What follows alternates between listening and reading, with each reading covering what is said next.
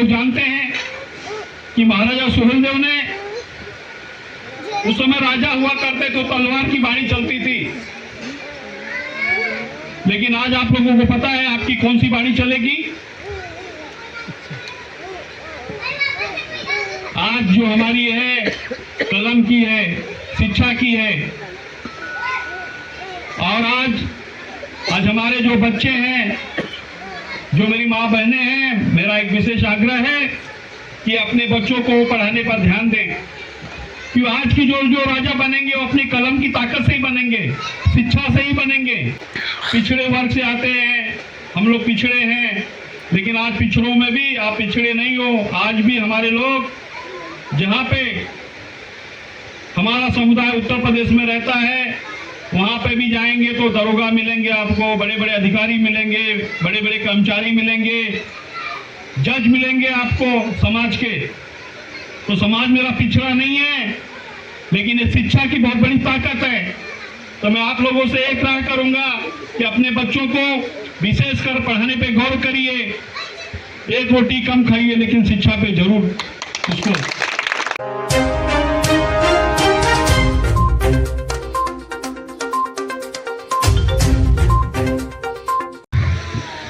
जय सुहेलदेव राजभर, जय सुहेलदेव राजभर, जय सुहेलदेव राजभर,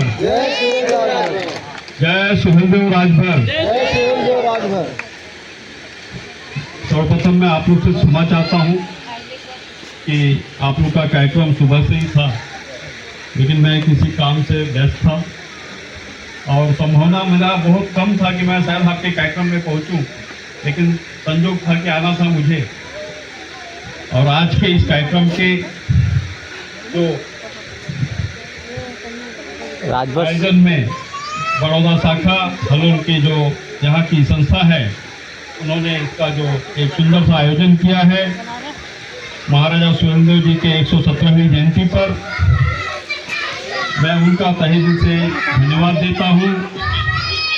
और जो भी सम्मानित साथी मुझे आपके हलोल के और गुजरात के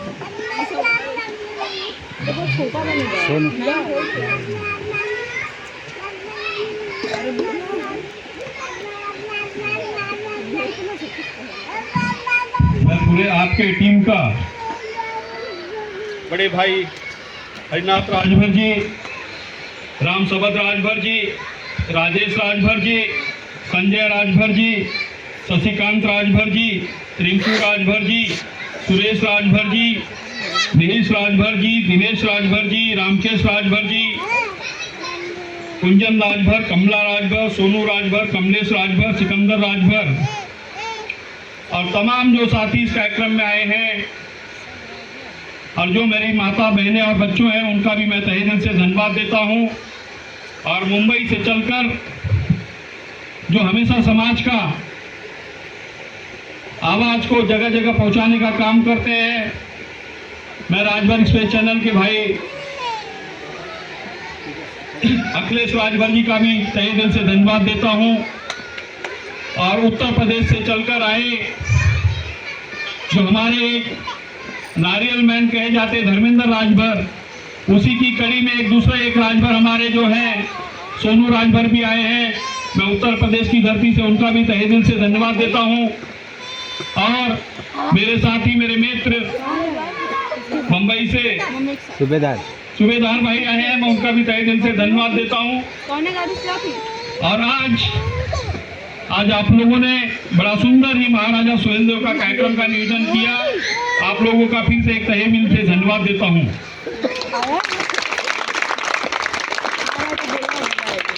आप लोगों को बताना चाहता हूं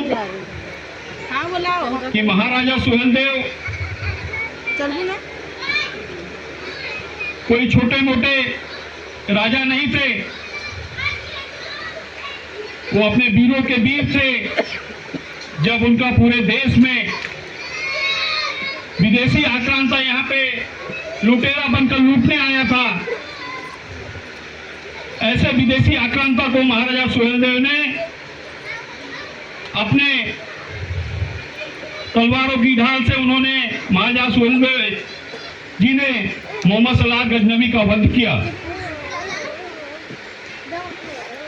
ये तो इतिहास हम लोग जानते हैं कि महाराजा सुहेलदेव ने, उस समय राजा हुआ करते तो तलवार की बाणी चलती थी, लेकिन आज आप लोगों को पता है आपकी कौन सी बाणी चलेगी? आज जो हमारी है कलम की है, शिक्षा की है। और आज हमारे जो बच्चे हैं, जो मेरी माँ बहनें हैं, मेरा एक विशेष आग्रह है कि अपने बच्चों को पढ़ाने पर ध्यान दें, क्योंकि आज की जो राजा बनेंगे वो अपनी कलम की ताकत से ही बनेंगे, शिक्षा से ही बनेंगे। तो शिक्षा पे एक विशेष हमें इसका प्रचार प्रसार करना चाहिए, क्यों हमारे समाज में बहुत से सारे, आज हम लोग अपने को जानते हैं कि हम लोग पिछड़े वर्ग से आते हैं, हम लोग पिछड़े हैं, लेकिन आज पिछड़ों में भी आप पिछड़े नहीं हो। आज भी हमारे लोग, जहाँ पे हमारा समुदाय उत्तर प्रदेश में रहता है, वहाँ पे भी जाएंगे तो दरोगा मिलेंगे आपको, बड़े बड़े अधिकारी मिलेंगे, बड़े बड़े कर्मचारी मिलेंगे, जज मिलेंगे आपको समाज के। तो समाज मेरा पिछड़ा नहीं है, लेकिन ये शिक्षा की बहुत बड़ी ताकत है। तो मैं आप लोगों से एक राय करूंगा कि अपने बच्चों को विशेषकर पढ़ाने पे गौर करिए, एक रोटी कम खाइए, लेकिन शिक्षा पे जरूर उसको।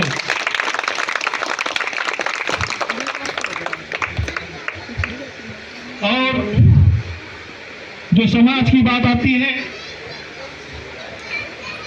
आज हम लोग तमाम संगठन बनाए हैं और संगठन बना के हम लोग छोटे छोटे कार्य करते हैं। जैसे आज आप लोग यहाँ पे सामूहिक संगठन के माध्यम से ही आप लोगों ने जुड़े यहाँ पर। अगर ये संगठन नहीं होता गुजरात बड़ौदा का, तो आप लोग भी यहाँ पे साथ में नहीं आए होते।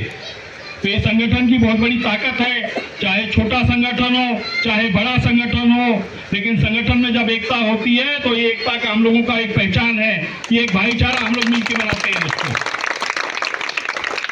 और जब यही भाईचारा एक दिन ये इतिहास में कन्वर्ट होता है, जिस दिन ये भाईचारा, ये समाज जब एकजुट हो जाएगा तो इतिहास के पन्नों में दर्ज हो जाएगा।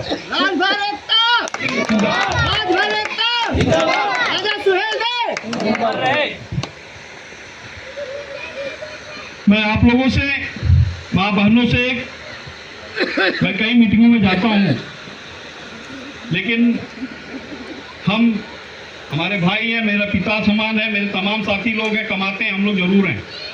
मैं कई अखिलेश भाई को भी पता होगा, मैं मीटिंगों में बोलता हूँ कि हम 10,000 रुपया कमाते हैं, लेकिन अपने खर्च में हम बैलेंस कुछ रखते हैं कि नहीं रखते हैं। शायद आपको पता होगा, जो महिलाएं रखती होंगी, ठीक है माँ बहनें।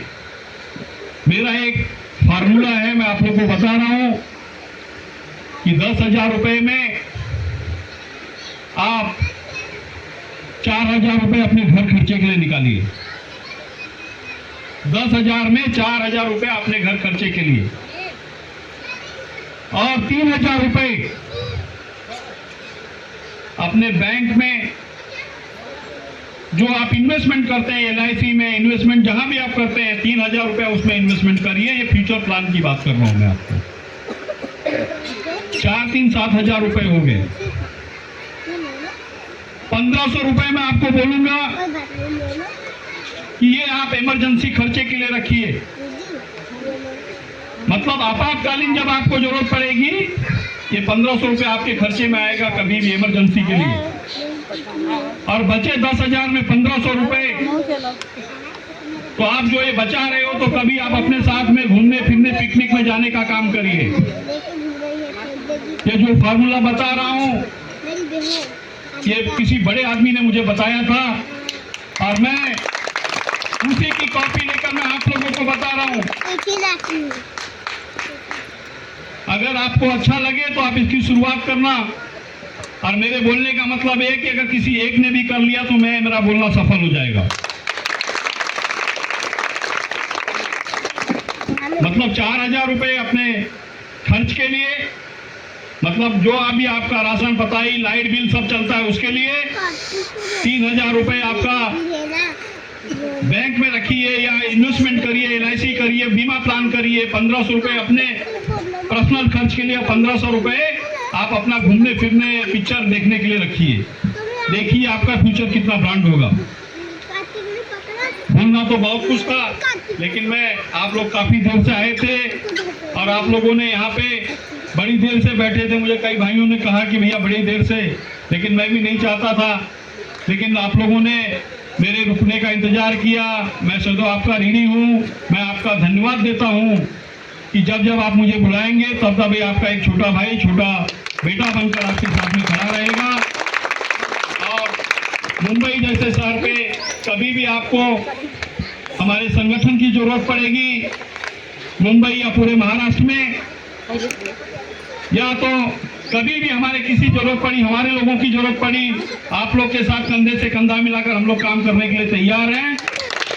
ये मत सोचिए कि हम गुजरात में रहते तो मुंबई में कोई आफत पड़ गई तो कोई मदद नहीं करेगा। तो हम लोग बैठे हैं और जब हमें गुजरात की जरूरत पड़ेगी तो आपके गुजरात के तमाम साथी पड़े। शायद मैं सुना कि अहमदाबाद से भैया विष्णु भैया आए थे, अनिल जी आए थे। कोई नहीं है। चलिए ठीक है, आप लोगों ने बड़ा सुंदर नियोजन किया और आप लोगों ने बड़ा इंतजार किया। फिर से मैं अपने ज्यादा न बोलते हुए अपने वाणी को ये विराम देता हूँ। जय हिंद, जय महाराष्ट्र, जय सोहेलदेव, जय गुजरात। अगर आप चैनल पे नए हो तो चैनल को सब्सक्राइब करना ना भूले। वीडियो को ज़्यादा से ज़्यादा शेयर कीजिए।